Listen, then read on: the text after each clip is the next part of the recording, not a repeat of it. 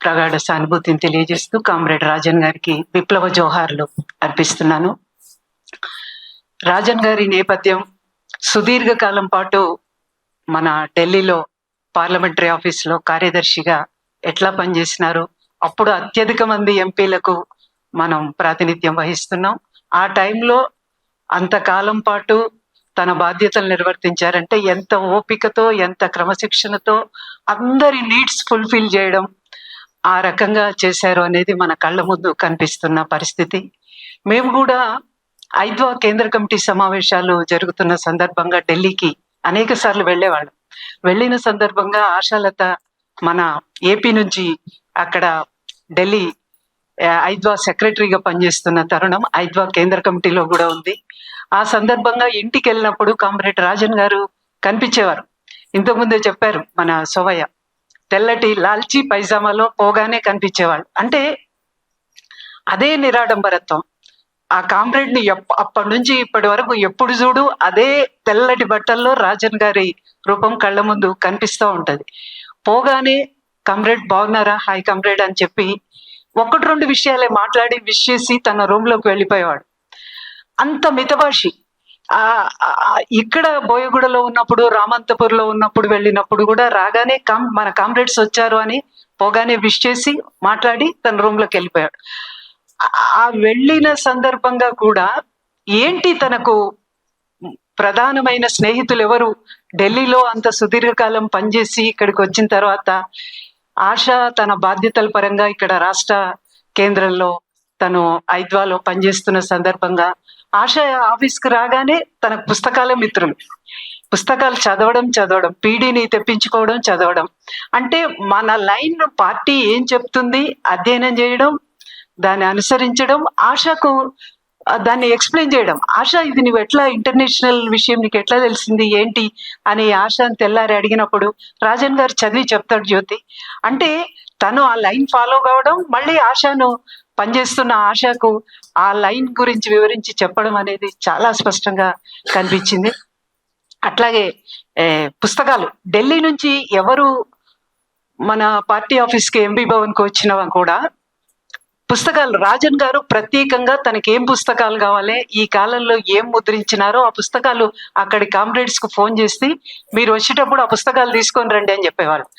అట్లా మన CC office నుంచి వచ్చిన కామ్రేడ్స్ రాగానే ఆ పుస్తకాలు ఆఫీస్ లో హ్యాండ్ ఓవర్ చేసి ఇవి రాజన్ గారికి చేరాలి, ఆశ వచ్చి తీసుకెళ్తుందా అని ఒకసారి ఆశని చేయడం, ఎవరి ద్వారా పంపేయడం అని ఆలోచించడం, ఇవన్నీ అంటే నిత్యం పార్టీతో టచ్ లో ఏ రకంగా ఉండాలి, నిరంతరం అధ్యయనం చేస్తూ ఎట్లా అనే దానికి రాజన్ గారు మన కళ్ళ ముందు ఒక నిలువెత్తు నిదర్శనంగా కనిపిస్తా ఉన్నారు.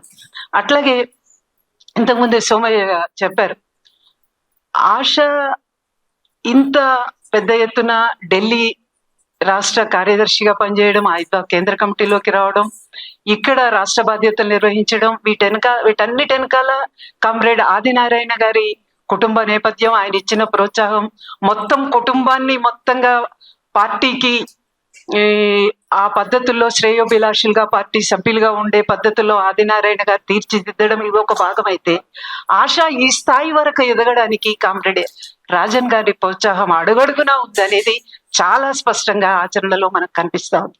అడుగడుగున ఆ కామ్రేడ్ రిటైర్డ్ అయ్యి ఇక్కడికి వచ్చిన తర్వాత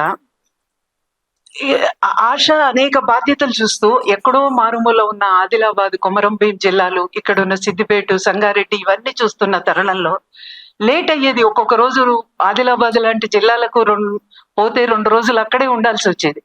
కానీ కామ్రేడ్ ఎంత లేట్ అయినా తను వచ్చే వరకు అన్ని సిద్ధం చేసి పెట్టడం కామ్రేడ్ కు. బహుశా మన ఇళ్లలో కూడా మనం అనేక సందర్భంలో మనం చూస్తూ ఉంటాం, అన్ని పనులు చేసుకొని కొంచెం ఏమన్నా టైం ఉంటే ఆ టైం మనం చేయాలనుకున్న సంఘాల్లో మనం వెచ్చించాలనుకున్న కార్యక్రమాలు వెచ్చిస్తుంటాం. కానీ ఆశ పూర్తిగా తన టైం మొత్తం సంఘానికి కానీ పార్టీకి కానీ వెచ్చించడానికి కామ్రేడ్ రాజన్ ఇంటి బాధ్యతల్లో, ఇంటి పనుల్లో పాలు పంచుకోవడం అనేది బహుశా అందరి ఇళ్లలో, మన కామ్రేడ్స్ ఇళ్లలో కూడా టీ చేసుకొచ్చి, కాఫీ చేసుకొచ్చి తాగండి అని చెప్పి భార్య ఇస్తున్న సందర్భాలు చూసినాం. కానీ ఆశకు తాను టీ తాగి ఆశకు కూడా టీ ఇచ్చి నిద్ర లేపేది కామ్రేడ్ రాజన్ గారే. ఆశ లేట్ అవుతుంది, 6 అయిపోయింది, రాజన్ గారికి హెల్త్ బాగాలేదన్నావు, వెళ్తావా ఇంటికంటే, లేదు జ్యోతి కొన్ని పనులు రాజన్ గారు చేస్తారు, నేను వచ్చే వరకు లేట్ అవుతుందని ఈ పనులు. అంటే ఆచరణలో ఏ రకంగా నిలబడ్డాము అనే దానికి రాజన్ గారు ఒక నిలవెత్తు నిదర్శనం. ఇంటి పని, వంట పని, ఒక మహిళ ఎదుగుదలకు తాను వెచ్చించాలనుకున్న సమయం, తాను పనిచేయాలనుకున్న దానికి ఎక్కువగా కేటాయించలేకపోవడం, అవి ఒక తన ఎదుగుదల గుదిబండలుగా తయారైతున్న సందర్భంలో ఇంటి పని, వంట పనిలో కూడా స్త్రీ పురుషులు ఇద్దరు భాగస్వామ్యం కావాలి, తీసుకోవాలని రాఘవుల్ గారు అనేక సందర్భాల్లో మన ఇంటర్నల్ మీటింగ్స్ లో చెప్తూ ఉండేవాళ్ళు. అమెరికా వెళ్ళొచ్చిన సందర్భంగా కూడా రాఘవుల్ గారు ఆ క్యాపిటలిస్ట్ కంట్రీలో ఏ రకంగా అది నెట్టేసింది, ఇద్దరు ఏ రకంగా పిల్లల సంరక్షణ బాధ్యతలు కావచ్చు, ఇంటి పని, వంట పని ఎట్లా షేర్ చేసుకుంటున్నారు ఏంటి, మనకు అనేక సందర్భాల్లో చెప్పారు. రాజన్ గారు ఒక నిశ్శబ్దంగా, చాలా నిశ్శబ్దంగా, ఎక్కడ ఎక్స్పోజింగ్ లేదు, ఎక్కడ హంగామా లేదు, కానీ తాను పార్టీ తనకు అప్పగించిన పని నిర్వర్తించడంలో, క్రమశిక్షణను పాటించడంలో, కమ్యూనిస్టు ప్రమాణాలు పాటించడంలో, కుటుంబాన్ని తీర్చిదిద్దడంలో, ఆ కుటుంబంలో ఇంటి పనిలో భాగస్వామ్యం కావడంలో ఆ రకంగా పనిచేశారు. అది మన కళ్ళ ముందు కనిపిస్తుంది. అట్లాగే సోమయ్య గారు ఒక మాట అన్నారు, బహుశా ఆదినారాయణ గారు చనిపోయినాక రాజన్ గారు ఆశని ఆ కుటుంబానికి పెద్దలిగా ఏదొచ్చినా సంప్రదించడం, చేయడం. అందరూ ఇక్కడ వచ్చారు, విజయ వచ్చింది, ఇందిరా, పద్మ వచ్చింది, ఇందిరా ఉన్నారు, వాళ్ళ సిస్టర్స్ అందరూ ఉన్నారు. బోయగూడలో మొత్తంగా కుటుంబం అంతా కేంద్రీకృతమైంది, బంధుమిత్రులతో మొత్తంగా. ఆ ఏరియాకి పోతే 2000-3000 సభ్యత్వం. ఆదినారాయణ గారి కుటుంబం అంటే తెలియని వాళ్ళు లేరు ఆ బోయగూడ ప్రాంతాల్లో. మొత్తంగా 2,500-3,000 సభ్యత్వం అదొక్క ప్రాంతంలోనే అయ్యేది. అంటే అందరూ ఓన్ చేసుకొని మహిళలను అక్కడ మహిళా సంఘంలో సభ్యత్వం చేర్పించడం, పార్టీ సానుభూతులు పరులుగా ఉన్న ప్రాంతం. అక్కడ మనం పోటీ కూడా చేసినాం గతంలో కార్పొరేటర్ గా. అంత ఇదైన అంటే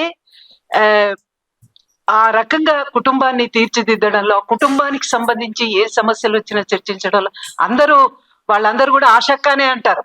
విజయ గాని, పద్మ గాని, వదిన పిలుపులేవు. రాజన్ గారు పెద్ద కుటుంబానికి అన్న ఆశక్కతో డిస్కస్ చేయడం, ఆ పద్ధతుల్లో అది సాగిన పరిస్థితి. అనేక సందర్భాల్లో మేము ఢిల్లీ టికెట్స్ కన్ఫర్మ్ కాకుండానే వెళ్లాల్సిన పరిస్థితి. వెళ్ళిన తర్వాత ఏం చేయాలి, వచ్చేటప్పుడు అంత దూర ప్రయాణం, అట్లా నిలబడి కూర్చొని రాలేము.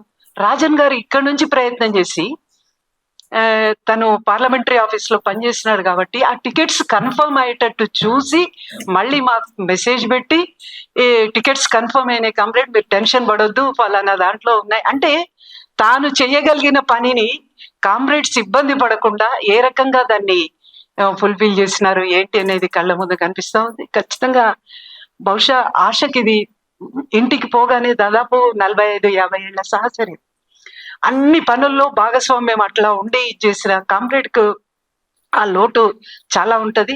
కానీ ఆదినారాయణ గారు ఇచ్చిన స్ఫూర్తి, కామ్రేడ్ రాజన్ గారు ఇచ్చింది, తను ఏ లక్ష్యం కోసం అయితే ఈ రోజు పనిచేస్తా ఉందో దాంట్లో పూర్తిగా నిమగ్నం కావడం ద్వారా ఆ లోటును ఫుల్ఫిల్ చేసుకోవాలి. ఆ రకంగా దీని నుంచి బయటపడాలని కుటుంబ సభ్యులందరినీ కూడా, ఎస్ రాజన్ గారి లేని లోటు ఖచ్చితంగా మీ అందరికీ ఉంటది. రామంతపూర్ లో ఉన్నప్పుడు ఒకటే ఫ్యామిలీ, ఆశ వాళ్ళ ఫ్యామిలీ, చుట్టుపక్కల ఆయనకు మాట్లాడేటందుకు కూడా ఎవరు లేరు.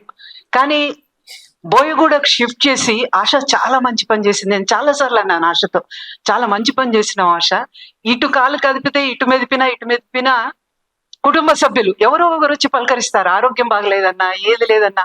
ఇక్కడ సోమయ్య వాళ్ళ ఇంట్లోకి వచ్చింది, అక్కడ రెంట్కి ఇచ్చేసి. చాలా ఈ 3 ఏళ్ల నుంచి ఆ వెసులుబాటు అనేది బాగా వచ్చింది. కామ్రేడ్ కొద్దిగా అనారోగ్యం ఉండేది, కోవిడ్ టైంలోనే బాగా ఇబ్బంది పడ్డారు. ఢిల్లీ నుంచి ఫోన్స్, బృందా ఫోను, రాఘవుల్ గారు ఇక్కడ ఉన్నారు, ఇక్కడ ఎవరికి చెప్పాలి, ఏం చేయాలి, మంచి ట్రీట్మెంట్ అందాలి కామ్రేడ్ కు. ఆస్మా కూడా ఉంది అన్న కామ్రేడ్ నర్సిరెడ్డి గారికి ఫోన్ చేసి గాంధీ హాస్పిటల్ లో ట్రీట్మెంట్ అందేటట్టు చూసి అది చేసిన తర్వాత బృందా ఇంటికి వెళ్తే కామ్రేడ్ చెప్పారంట, గాంధీ హాస్పిటల్లో చాలా మంచి ట్రీట్మెంట్ అందింది కామ్రేడ్. నిజంగా గాంధీ హాస్పిటల్లో అక్కడికి వెళ్ళడం, ఆ ట్రీట్మెంట్ బాగా ఉపయోగపడిందని బృందాతో కూడా కామ్రేడ్ రాజన్ గారు అన్నారని బృందా చెప్పింది. అంటే వాటిని యూటిలైజ్ చేసుకోవడం, గవర్నమెంట్ హాస్పిటల్స్ లో ఉన్న ఫెసిలిటీస్, అక్కడ మెరుగైన వైద్యులు చాలా ఎక్స్పర్ట్స్ ఉండి వాళ్ళు అందించిన ఇవన్నీ కూడా కళ్ళ ముందు కనిపిస్తా ఉంది. ఈ సందర్భంగా ఏమైనా కామ్రేడ్ రాజన్ గారు లేకపోవడం లోటే, కానీ ఆ కామ్రేడ్ అందించిన స్ఫూర్తి లక్ష్యాలు మన కళ్ళ ముందున్నాయి. వాటిని అందుకొని ముందుకు సాగాలి. షీలకు, కుటుంబ సభ్యులకు, ముఖ్యంగా ఆశకు ఈ సందర్భంగా ప్రగాఢ సానుభూతిని తెలియజేస్తూ మరొకసారి రాజన్ గారికి విప్లవ జోహార్లు అర్పిస్తూ